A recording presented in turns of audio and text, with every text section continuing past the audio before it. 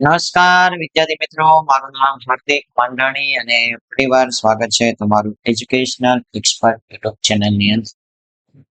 વિદ્યાર્થી મિત્રો, ધોરણ 8 ની અંદર આપણે 9મું ચેપ્ટર સ્વાધ્યાય પોથીમાં પૂરવાનું છે. સાથે સાથે સમજવાનું પણ છે. અને આ વિડિયો તમારા માટે ખૂબ જ બેસ્ટ રહેશે, ખાસ કરીને રિવિઝન. તો ચાલો શરૂઆત કરીએ. એની પહેલા તમે ચેનલને સબસ્ક્રાઇબ કરી દો. આવનારા વિડીયોની નોટિફિકેશન મળે એના માટે તમે લાઈક પણ કરી દેજો અને તમારા મિત્રોને આ ચેનલની માહિતી પણ આપી દેજો. ચાલો હવે આપણે જોવાનું છે ખાસ કરીને પહેલો સવાલ. હવા, પાણી, જમીન, ખનિજ, ઉર્જા વગેરે કયા પ્રકારના સંસાધન છે? તો વગેરે કુદરતી સંસાધન છે. નીચેના પૈકી કયું સંસાધન વિરલ સંસાધન છે? વિરલ સંસાધન કીધું છે એટલે આવશે જવાબ ખનિજ તેલ. નીચેના પૈકી કયા સંસાધનો સર્વ સુલભ સંસાધન છે? હવે સર્વ સુલભ સંસાધન કીધા એટલે જે સંસાધન બધી જ જગ્યાએ ઉપલબ્ધ હોય એવા સંસાધનને કેવું સંસાધન કહેવાય? સર્વ સુલભ સંસાધન. જેમ કે ઓક્સિજન, નાઇટ્રોજન. ચાલો એની પછી આપણે જોવાનું છે ખાસ કરીને નીચેના પૈકી કયા સંસાધનો સામાન્ય સુલભ સંસાધનો છે? સામાન્ય સુલભ સંસાધનની અંદર કોણ આવશે? તો જળ અને ગોચર ભૂમિ. જળ અને ગોચર ભૂમિ. જેના પ્રાપ્તિ સ્થાનો મર્યાદિત છે તેવા સંસાધનો કેવા છે? તો વિરલ સંસાધન. કયું સંસાધન બિન નવીનીકરણીય સંસાધન છે? ખનિજ કોલસો. જે સંસાધન અખૂટ હોય તેવા સંસાધનને શું કહેવાય? જે ક્યારે ખૂટે નહીં, નવીનીકરણીય સંસાધન. જે સંસાધનો એકવાર વાપર્યા પછી નજીકના ભવિષ્યમાં ફરીથી નિર્માણ અશક્ય છે તો નવીનીકરણીય સંસાધન નહીં પણ બિન નવીનીકરણીય, ભવિષ્યની અંદર તેનું નિર્માણ અશક્ય છે તેને શું કહેવાય? બિન નવીનીકરણીય સંસાધન કહેવાય. શું કહેવાય? બિન નવીનીકરણીય સંસાધન. જળ એ કેવું સંસાધન છે? જળ એ કુદરતી સંસાધન છે. નીચેના પૈકી કયા પ્રદેશમાં પીવાના પાણીની ભારે તંગી છે? દક્ષિણ અમેરિકા. કયા કારણે કુદરતી વનસ્પતિની સંરચના અને સ્વરૂપમાં વિવિધતા જોવા મળે? સમુદ્ર સપાટીથી સ્તરની ઊંચાઈ. વધુ પડતી સિંચાઈથી જમીનની ઉત્પાદન શક્તિ શું થાય છે? ઘટે છે. જમીન અને જળ સ્ત્રોતોને કોણ પ્રદૂષિત કરે છે? તો જંતુનાશકો. કોણ પ્રદૂષિત કરે છે? જંતુનાશક. રાસાયણિક ખાતરનો લાંબા ગાળે ઉપયોગ કરવાથી શું થાય? જમીનની ગુણવત્તા ઘટે. ખાલી જગ્યા માનવ સંસાધનની આર્થિક વૃદ્ધિ અને વિકાસનો આધાર છે તો એ છે સંસાધન. સંસાધન માનવીની આર્થિક વૃદ્ધિ અને વિકાસનો શું છે? આધાર છે. ઓકે, એની પછી તમે જો જેના પ્રાપ્તિ સ્થાનો મર્યાદિત હોય એવા સંસાધનને કેવું સંસાધન કહેવાય? વિરલ. ખાલી જગ્યા નામનું ખનિજ યુરોપના ગ્રીનલેન્ડમાંથી મળે તો ક્રાયોલાઇટ. કયો ખનિજ આવશે? ક્રાયોલાઇટ ખનિજ. જે સંસાધનો એકવાર વાપર્યા પછી નજીકના ભવિષ્યમાં નિર્માણ અશક્ય છે તો એને કહેવાય બિન નવીનીકરણીય સંસાધન. કેવા સંસાધન કહેવાય? બિન નવીનીકરણ. નદીઓ પર તૈયાર કરવામાં આવતી બહુહેતુક યોજનાઓને શું કહેવાય? માનવ સર્જિત સંસાધન કહેવાય. શું કહેવાય? માનવ સર્જિત સંસાધન.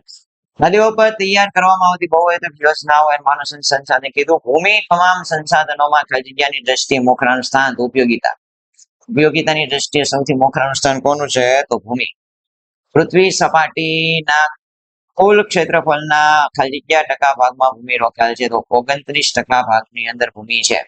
કેટલા ટકા ભાગની અંદર? 29% ભાગની અંદર. પૃથ્વી પર મીઠા પાણીનો જથ્થો કેટલા ટકા છે? મીઠા પાણીનો જથ્થો 2.7% છે. મધમાખી ફૂલોના ખાલી જગ્યામાં મહત્વની ભૂમિકા ભજવે છે. પરાગનયન. પરાગનયનની પ્રક્રિયામાં મધમાખીનો ખૂબ મહત્વનો ફાળો હોય છે. ખાલી જગ્યા વિવિધ કીટકોનો આહાર તરીકે ઉપયોગ કરી તેની સંખ્યા નિયંત્રણમાં રાખે છે. પક્ષીઓ છે કીટકોને ખાય છે જેથી કીટકોની સંખ્યા નિયંત્રણમાં રહે છે. એની પછી ઓક્સિજન, નાઇટ્રોજન જેવા વાયુઓ સામાન્ય સુલભ સંસાધન છે તો ખોટું. ઓક્સિજન, નાઇટ્રોજન સામાન્ય સુલભ નહીં, સર્વ સુલભ સંસાધન છે. સર્વ સુલભ સંસાધન છે. જગતમાં સંસ્કૃતિનું નિર્માણ કરનાર માનવ પોતે જ એ સશક્ત સંસાધન છે. તો સાચું છે. પોતે સશક્ત સંસાધન છે. રણ પ્રદેશમાં વસ્તી ગીચતા વધારે હોય છે. રણ પ્રદેશમાં વસ્તી ગીચતા વધારે ન હોય, કેવી હોય? ઓછી હોય. તો આ ખોટું આવશે. ભૂમિની જરૂરિયાત સંતોષવા માટે માનવીએ જંગલોનું નિકંદન કાઢી નાખ્યું. રેડી? ઓકે. જળ એ જીવન છે. ઓકે ભાઈ, સાચું.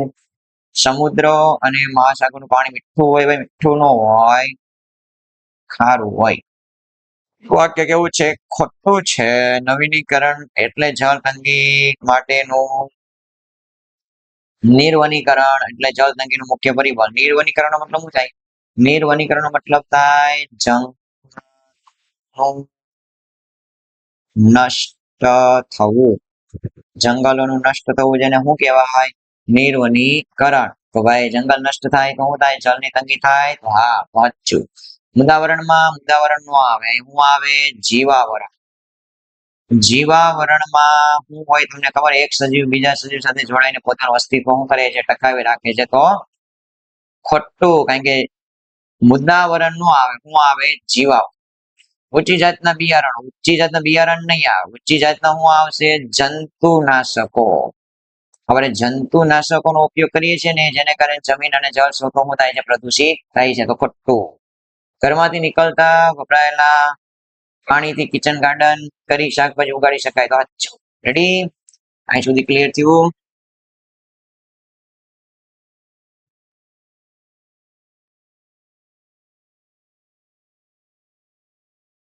એની પછી તમે જુઓ જોડકું.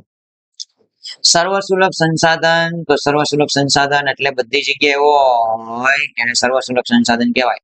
શું આવશે? ઓક્સિજન, નાઇટ્રોજન બધી જગ્યાએ હોય. સામાન્ય સુલભ બધી જગ્યાએ ન હોય, પણ મોટા ભાગની જગ્યાએ હોય. તો એ આવશે જળ અને ખોચર ભૂમિ. વિરલ સંસાધન બધી જગ્યાએ ન હોય, મોટા ભાગની જગ્યાએ ન હોય, પણ અમુક અમુક જગ્યાએ હોય. તો એ આવશે કોલસો, ખનિજ તેલ. એકલ કે દુર્લભ સંસાધન. તો એ કયું આવશે? ક્રાયોલાઇટ આવશે. શું આવશે? ક્રાયોલાઇટ. 4, 3, 5, 2. રેડી? એનો જવાબ છે. એની પછી નવીનીકરણીય સંસાધન. નવીનીકરણીય સંસાધન કયા છે? જંગલ, પ્રાણીઓ, સૂર્યપ્રકાશ, પવન વગેરે. એકવાર ઉપયોગ કરો, નજીકના ભવિષ્યમાં મળે. કેવું સંસાધન કહેવાય? નવીનીકરણીય સંસાધન કહેવાય. બિન નવીનીકરણીય સંસાધન એટલે ખનિજ કોલસો, ખનિજ તેલ ને કુદરતી વાયુ. માનવ સર્જિત સંસાધન હવે તો યોજના. સશક્ત સંસાધન એટલે માણસ પોતે. 3, 5, 2, 1. ઓકે. ચાલો હવે આપણે જોવાના છે સવાલ જવાબ. ઓકે. તો કુદરતના તત્વો સંસાધન ક્યારે બને? ચાલો, સંસાધન કોઈ પણ તત્વો ક્યારે બને? એકદમ સિમ્પલ. જ્યારે કુદરતમાંથી કોઈ પણ તત્વો મળતા હોય એમના ઉપર સૌપ્રથમ શું કરવામાં? માનવ પ્રક્રિયા. તો શબ્દ મહત્વનો છે.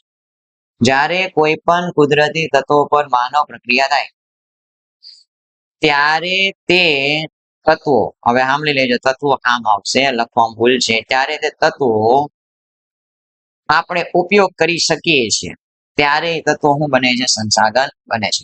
કુદરતમાંથી કોઈ પણ તત્વો આપણને મળી આવે. રેડી? જ્યારે આપણે એનો શું કરીએ છીએ? ઉપયોગ કરીએ છીએ. આપણે ઉપયોગ કરીએ છીએ ને ત્યારે એ શું થાય છે? સંસાધન બને છે. જ્યાં સુધી આપણે એનો ઉપયોગ ન કરીએ ત્યાં સુધી સંસાધન ન કહેવાય. જેમ કે હજારો વર્ષો પહેલા પૃથ્વીની અંદર ખનિજ તેલ ને કોલસો બધું હતું, પણ માણસ તેનો ઉપયોગ ન કરતો, એટલા માટે એક કોલસો, એક ખનિજ તેલ એ સમયના લોકો માટે સંસાધન હતું નહીં. કુદરતી સંસાધન એટલે શું? એકદમ સિમ્પલ. કુદરતમાં થી મળતા હોય અને કોઈ વધારે પ્રક્રિયા કરવાની જરૂર ન હોય અને આપણે ડાયરેક્ટ એનો શું કરી શકતા હોય? ઉપયોગ કરી શકતા હોય. એને શું કહેવાય? કુદરતી સંસાધન. એક તો કુદરતમાંથી મળતા હોવા જોઈએ, એના ઉપર કોઈ વધારે પ્રક્રિયા થતી નથી અને આપણે એનો શું કરતા હોય? ઉપયોગ કરતા હોય. એવા સંસાધન કુદરતી સંસાધન કહેવાય. જેમ કે હવા, જેમ કે પાણી, જમીન, ખનિજ. આના શું છે ઉદાહરણ. નવીનીકરણીય સંસાધન કોને કહે? એકદમ સિમ્પલ.